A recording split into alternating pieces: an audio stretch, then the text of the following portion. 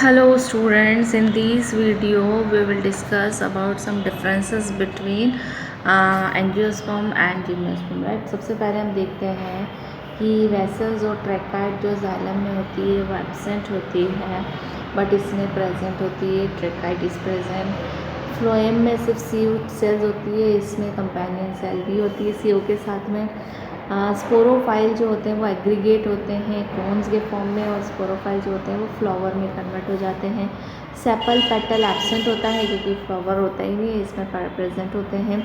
Cons unisexual होते हैं, flower bisexual होते हैं।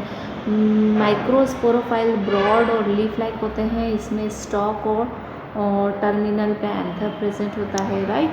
नाउ नेक्स्ट मेगास्पोरोफाइल जो होते हैं वो वुडी होते हैं, और कोई रोलिंग मेगास्पोरोफाइल नहीं होता है बट मेगास्पोरोफाइल सॉफ्टर होते हैं और रोल्ड होते हैं इनटू ओवरी स्टाइल और स्टिग्मा में कन्वर्टेड होते हैं। ओव्यूल एक्सपोज्ड होते हैं, इनक्लोज बाय ओवरी होते हैं। आर्किगोनिया प्रेजेंट होता है, इसमें एब्सेंट होता है राइट। पोलेन माइक्रोपाइल से डायरेक्टली एंटर करते हैं बट यहाँ पर पोलेन ट्यूब की हेल्प से एंटर करते हैं राइट। सिंगल फर्टिलाइजेशन होता है इनमें, जिम्नोस्पर्म में इनमें डबल फर्टिलाइजेशन होता है। एंडोस्पर्म हैप्लॉइड होता है, और कब बनता है? आफ्टर फर्टिलाइजेशन बनता है। यहाँ पर ट्रिप्लॉइड होता है और आफ्टर फर्टिलाइजेशन। सीड एक्सपोज्ड होते हैं बिकॉज ओवरी नहीं होती है, फ्रूट फॉर्मेशन नहीं होता है। सीड एनक्लोज्ड होते हैं फ्रूट में और आफ्टर फर्टिलाइजेशन फॉर्म होता है right. Now we will discuss about the classification of angiosperm. तो जॉर्ज बेंथम और जोसेफ डॉल्टन हुकर ने एक सिस्टम ऑफ क्लासिफिकेशन एंजियोस्पर्म का दिया था जो पब्लिश हुआ था जेनेरा प्लांटरम में, ठीक है। और उसकी जो टाइम लिमिट थी वो थी 1862 टू 1883 तक, ठीक है। और 3 वॉल्यूम में अपीयर हुआ था, 3 वॉल्यूम्स में। This system classified use most well known is herbaria of the world. जितने भी हर्बेरिया हैं उनके अकॉर्डिंग यूजफुल हुआ था। Detail system are not described here. Conventionally on the basis of number of cotyledon angiosperm के base पे उनको classified किया गया था मेनली 2 ब्रॉड ग्रुप्स में।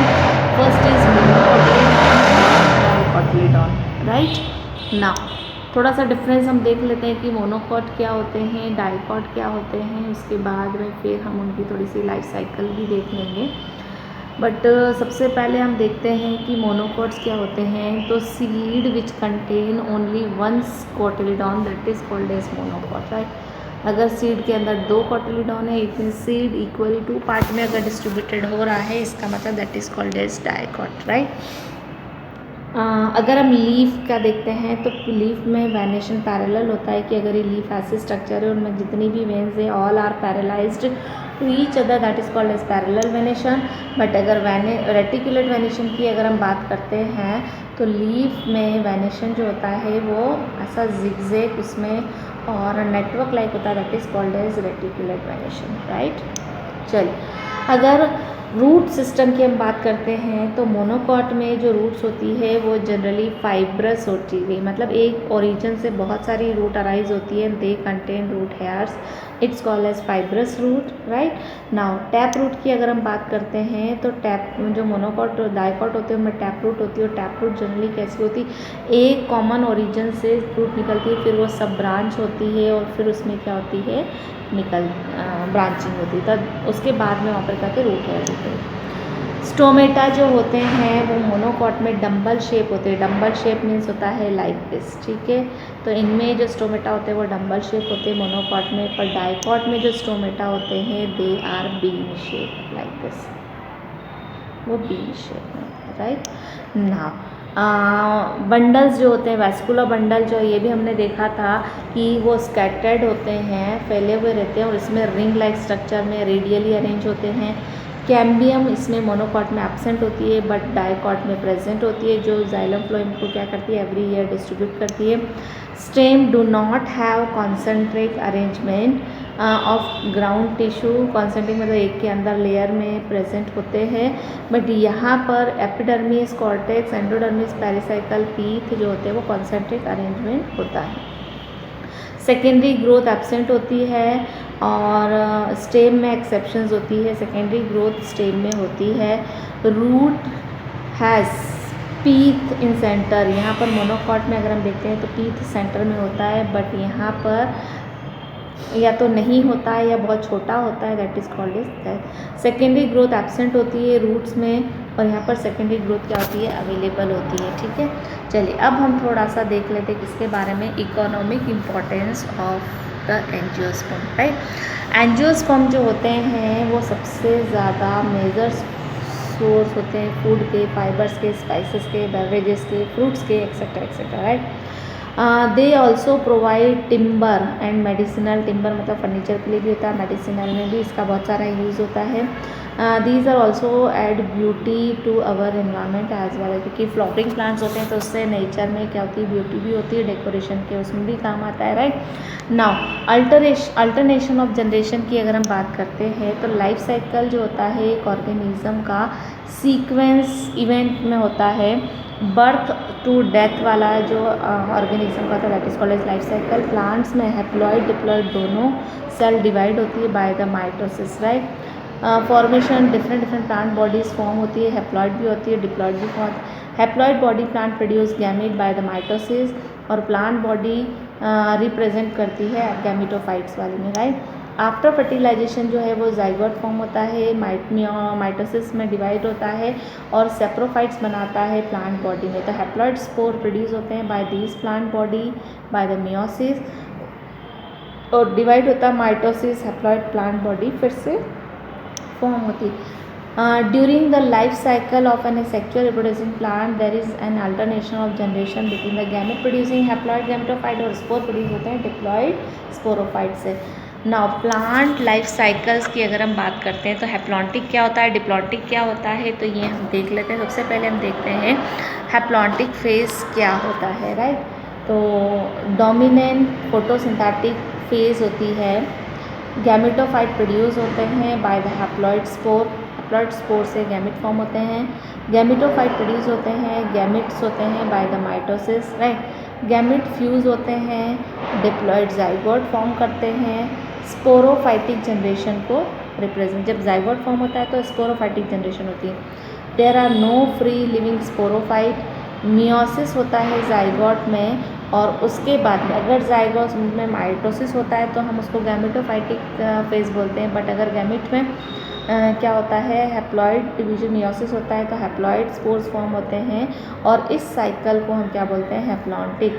बहुत सारी अलगी जैसे कि वॉलवॉक्स है, स्पाइरोगारा है, क्लेमाइडोमोनास का जो लाइफ साइकिल होता है वो इसी पैटर्न में फॉर्म होता है। तो देखिए क्या हुआ हैप्लॉन्टिक में, सबसे पहले हैप्लॉन्टिक की अगर हम बात करें तो देखो सिनगैमी है, मतलब फ्यूजन हुआ, क्या फॉर्म हुआ, जाइगोट। जाइगोट में क्या हुआ, मियोसिस हुआ, तो एक जाइगोट से कितने स्पोर्स फॉर्म हुए, 4 स्पोर्स फॉर्म हुए, और 4 स्पोर्स का जो नंबर ऑफ क्रोमोसोम है वो कितना होता है, हाफ होता है।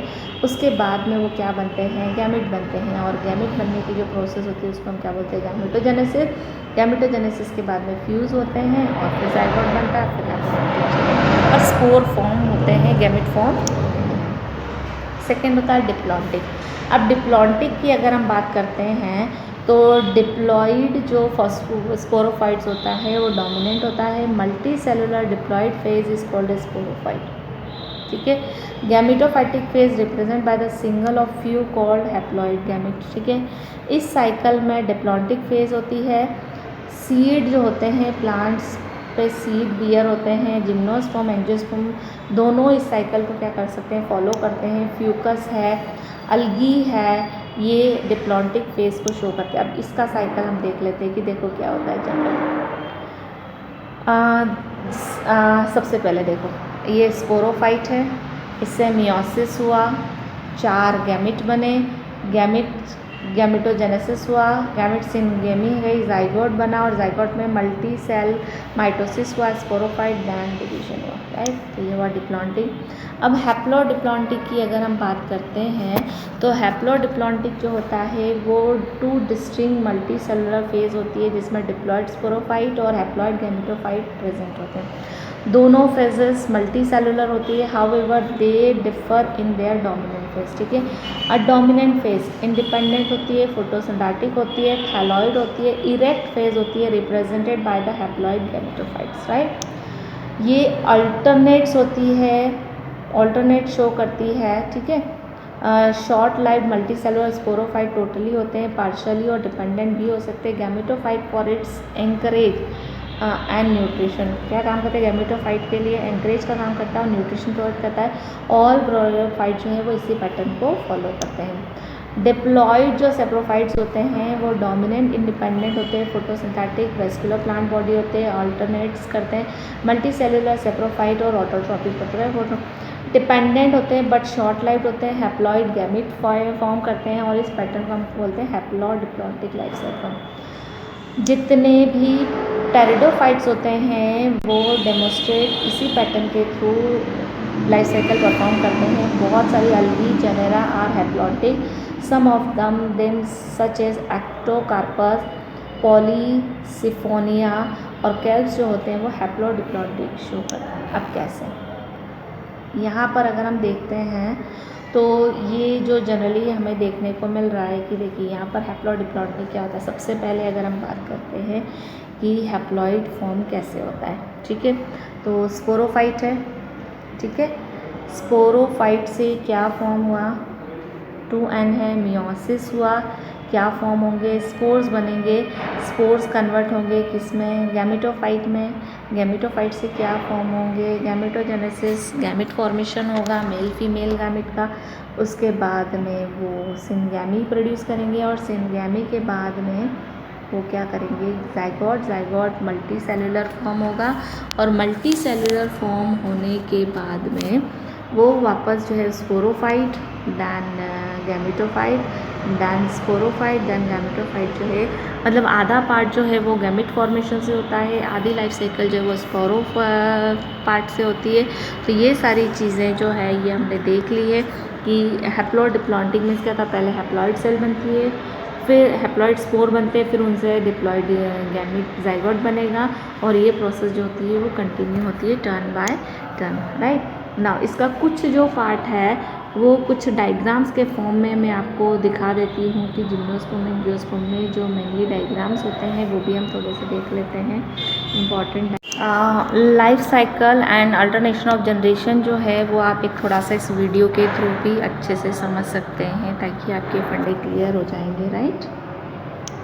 If you observe the life cycle of any sexually reproducing plant, you will notice that it alternates between a sporophytic generation and a gametophytic generation. This is termed as alternation of generations. In the life cycle of the fern, for instance, the main plant body, a mature sporophyte, bears sporangia, which produce haploid spores, meiosis. These spores undergo mitosis and germinate into a prothallus, a gametophyte with haploid cells. The prothallus bears the antheridium and archegonium that respectively produce antherozoids and egg, the haploid male and female gametes. The fusion of these haploid gametes results in the formation of a diploid zygote, which undergoes mitosis to reproduce a diploid young sporophyte. The young sporophyte soon matures into an adult sporophyte, completing the life cycle. The plant body thus alternates between a sporophytic generation and a gametophytic generation. However, in different plant groups, either the sporophytic generation or the gametophytic generation is the dominant phase, or in other words, persists for a longer period. This difference gives rise to three patterns of life cycle in plants: the haplontic life cycle, diplontic life cycle, and haplodiplontic life cycle. In the haplontic life cycle, observed in algae such as Chlamydomonas, Spirogyra, and volvox. The sporophytic generation is represented by a single-celled diploid zygote, and there are no free-living sporophytes. This zygote undergoes meiosis to form haploid spores, which divide mitotically to produce a free-living gametophyte. Since mitosis occurs only in the haploid phase, the resulting gametophytes are also called haplonts, and the life cycle is called the haplontic life cycle, wherein the gametophytic generation is the dominant phase. In the diplontic life cycle, observed in gymnosperms and angiosperms, the gametophytic generation is represented by a single or a few-celled gametophyte. On the other hand, the dominant sporophytic generation is represented by a diploid, free-living and photosynthetic sporophyte. In the haplodiplontic life cycle, observed in bryophytes and pteridophytes, both sporophytic and gametophytic generations are multicellular and free-living. However, the dominant phases are different in the life cycle of bryophytes and pteridophytes. In bryophytes, for instance, a free-living thalloid photosynthetic and erect haploid gametophyte represents the dominant phase. On the other hand, the sporophytic generation is short-lived, during which the multicellular sporophyte is totally or partially dependent on the gametophyte for its anchorage and nutrition. In pteridophytes, the photosynthetic sporophyte with vascular tissues is the dominant phase that alternates with the haploid, independent, multicellular, saprophytic or autotrophic gametophyte. Apart from bryophytes and pteridophytes, certain algae such as Ectocarpus and Polysiphonia also exhibit the haplodiplontic life cycle. Thus, every plant cycle is marked by alternation of the sporophytic with the gametophytic phase.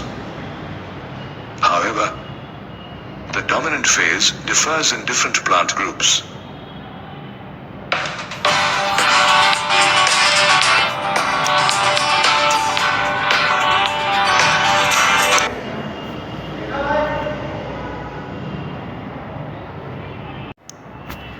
यहाँ पर आपका plant kingdom जो है वो ख़त्म हो गया है. Okay, so till then students, bye bye.